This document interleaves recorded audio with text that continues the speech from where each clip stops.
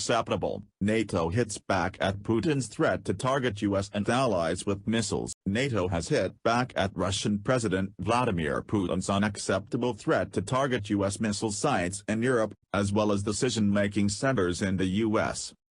NATO spokesman Piers Kisla told the Russian news outlet RIA Novosti, "We have taken note of the message from President Vladimir Putin on February 20th. The Russian declarations that threaten to attack allies are unacceptable." Putin gave his annual State of the Nation speech yesterday and said that Russia was ready to respond to security threats.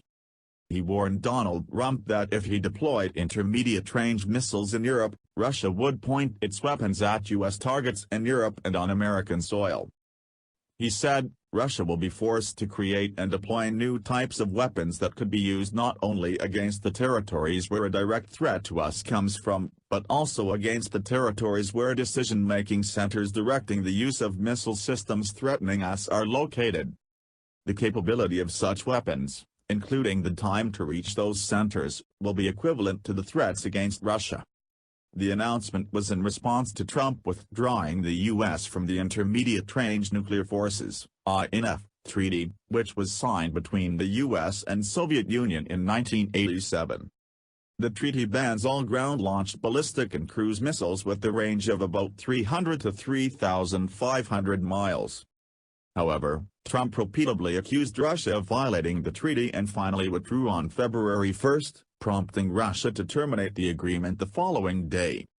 This shocking turn of events sparked fears of another arms race between the two countries. Secretary of State Mike Pompeo argued there is no point in preserving the treaty if only one party was keeping to the rules. Russia suspects the U.S. may now place intermediate-range missiles in Europe. Similarly, NATO officials have signaled they are preparing for Russia deploying nuclear-capable missiles in Europe. Trump's relationship with NATO has been fraught, however, after he insisted the European powers are not pulling their weight. He accused many countries, including Germany, of being delinquent in their defense spending, adding that Germany is a captive of Russia.